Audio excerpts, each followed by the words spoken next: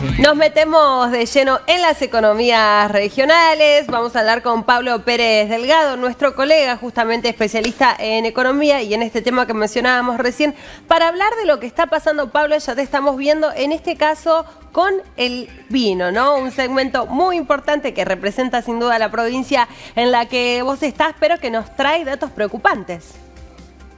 Así es, ¿qué tal? ¿Cómo les va? ¿Cómo andan? Pablo, ¿cómo estás? Bueno, bien, muy bien, Santiago y Rocío. No son buenos datos los datos de las exportaciones, que desgraciadamente vienen cayendo sistemáticamente durante todo el año y en comparación con el año pasado, también tienen números bastante malos. Realmente son muy malos los números. Para que tengan una idea, las exportaciones en el primer semestre, 31,7% es la caída con respecto al año anterior. Y si cruzamos mes a mes, mes contra mes, o sea, el mes de junio de este año contra el mes de junio del año pasado, la caída es 42,7%. Realmente los números son muy malos. Y se explica esto fundamentalmente en algo que ustedes hablan día a día, ¿no? El dólar regional. Sí, y aparte una mala situación macroeconómica.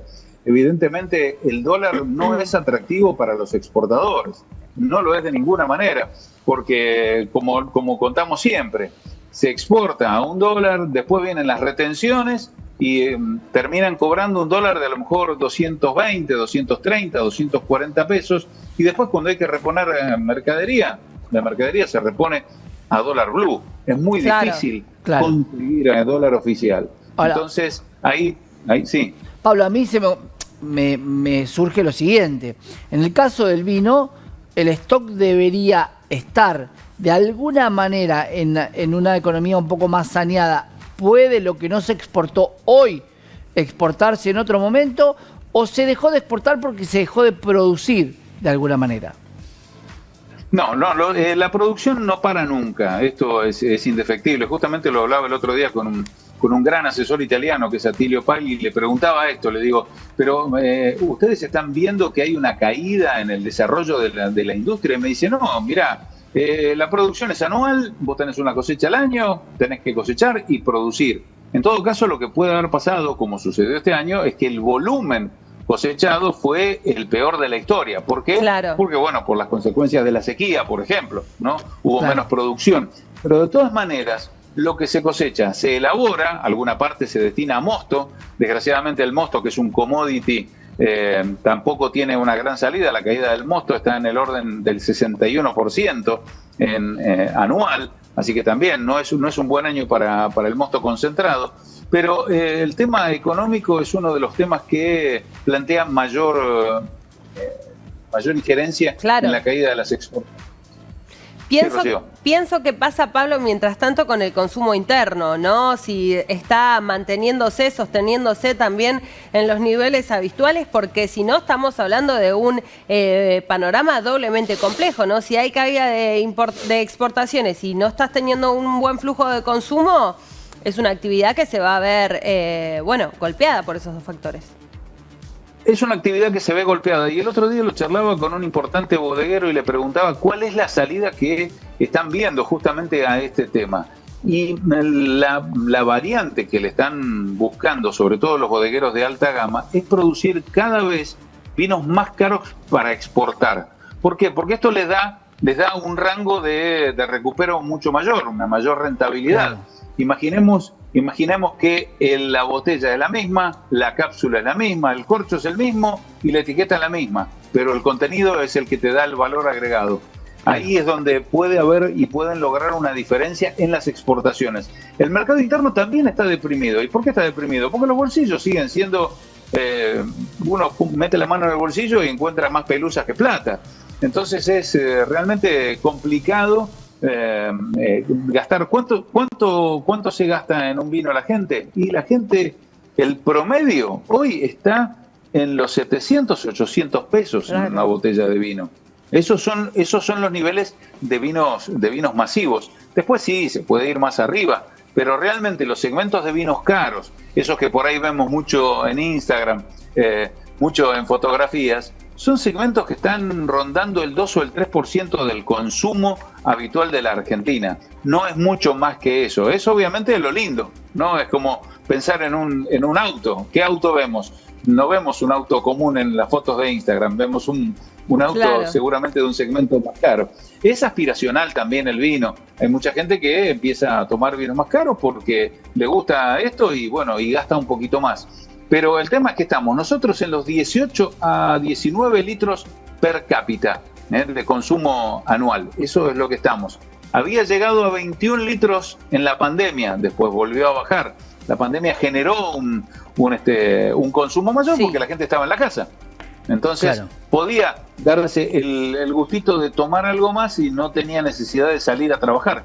Por eso, por ejemplo, en los mediodías se perdió muchísimo el consumo del vino, porque la gente sigue trabajando.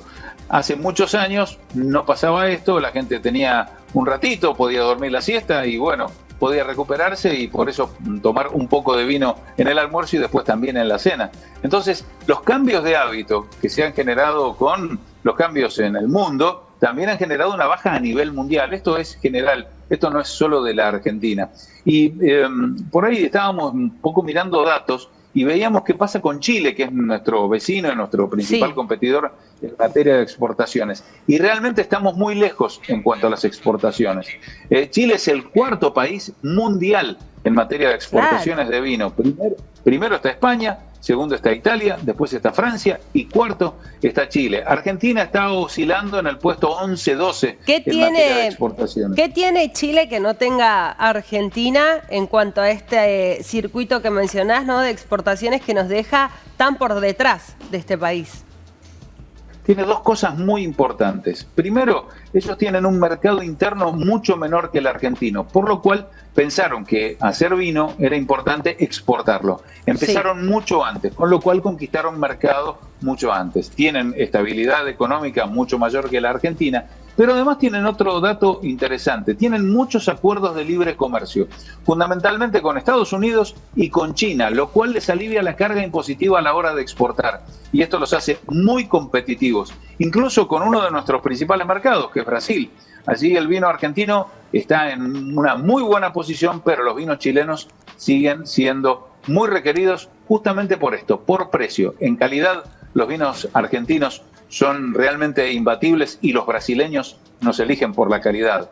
Así que todavía nos queda mucho por avanzar, nos queda mucho por hacer y realmente es un verdadero desafío para que mejoren las exportaciones la unificación del tipo de cambio. Eso sin duda nos daría un hándicap importantísimo. 32% la caída. ¿Qué pasa con los cupos de lo que Argentina exporta? ¿Ese cupo lo absorbe un competidor como Chile o se pueden volver a recuperar esos cupos de exportación? Mira, Santiago, hay una premisa que siempre la dicen los exportadores, los bodegueros exportadores. Cuesta mucho llevar un vino a una góndola de cualquier país del mundo. Cuando vos desaparecés de ese lugar en la góndola, lo ocupa inmediatamente otro vino. Esto no va a quedar el espacio vacío a la espera de que vos tengas una mejor situación económica. Así que cuando se pierde un mercado es muy difícil recuperarlo y en eso los chilenos son muy pero muy rápidos. Así que cuando vos vas por el mundo seguramente te vas a encontrar con una gran cantidad de vino chileno a precios económicos, a precios mucho más baratos y menos vino argentino, tal vez a una calidad mucho mayor que la chilena o mayor que la chilena y a precios un poco más caros. Allí está la diferencia, pero realmente, como vos decías, es difícil cuando se pierde un mercado volver a recuperarlo. Y ahora le sumamos otro problema, pero esto es para los vinos de todo el mundo. A ver. Inglaterra, a partir de agosto, va a poner un sobreimpuesto a los alcoholes. Esto es, aquellos que tengan más de 10 grados de alcohol, aquellas bebidas que tengan más de 10 grados, van a pagar más impuestos. Y esto le pega a todos los vinos, a todos los vinos del mundo. Lo que pasa es que para Argentina, imaginémonos que para te voy a hacer un promedio, les voy a hacer un promedio. 1 litro de alcohol introducido en Inglaterra va a pagar $3,50 de impuestos solamente para las bebidas alcohólicas. Es un número muy alto, Pablo. Claro, sí, claro. Por eso el mercado del Reino Unido se va a volver un mercado complicado, sobre todo porque siempre se ha dicho que el Reino Unido es la puerta de entrada de los vinos argentinos al resto de Europa. ¿Con qué tiene que ver esta medida? ¿Con desalentar el consumo de alcohol, en definitiva? Exactamente. Hay una movida muy grande a nivel mundial, pero sobre todo en los países del primer mundo, de empezar a desalentar el consumo de bebidas alcohólicas. Lo que pasa es que el vino siempre se consideró, bueno, de hecho lo tenemos como vino argentino, bebida nacional, es un alimento, ¿no? Se lo considera un alimento. Pero en otros países lo consideran alcohol y castigan tanto a una bebida blanca de 40 grados como al vino, que es un fermento de una fruta, que es el fermento de la uva, claro. No es un destilado. Pero evidentemente hay toda una situación a nivel internacional de desalentar el consumo de bebidas alcohólicas y por eso, también es algo que preocupa a la industria vitivinícola argentina. Pablo, ¿a dónde nos llegamos? ¿A qué país nos estamos llegando hoy? ¿Cuál es el principal comprador del vino argentino en el mundo? Nuestro principal comprador de vino argentino en el mundo es Estados Unidos, que a pesar de eso es uno de los grandes países exportadores. Suena raro, pero claro. Es así. Porque Estados Unidos produce grandes cantidades, pero también compra grandes cantidades de vinos buenos, caros para abastecer su propio mercado. Y sucede algo parecido con otros países. Italia también nos compra mucho. Se vende mucho vino en Holanda, en Países Bajos ahora. En Francia se vende también vino argentino. Pero nuestro principal comprador es Estados Unidos. Después lo sigue Brasil. Brasil es un gran comprador. Canadá también compra mucho vino argentino. China, Pablo. Supuesto, claro. ¿Cómo? ¿Cuándo emborrachamos a los asiáticos en algún momento?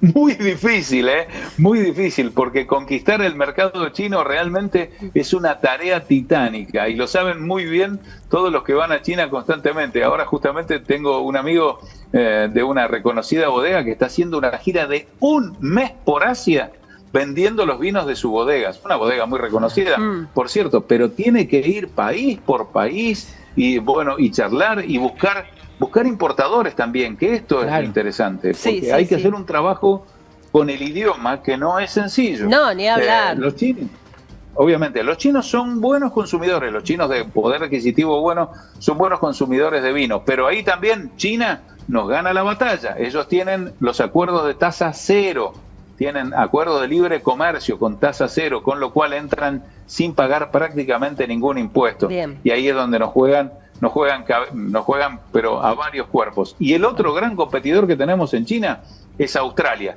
que también entra con mucho vino a ese país. Pablo, muchas gracias, impecable como siempre.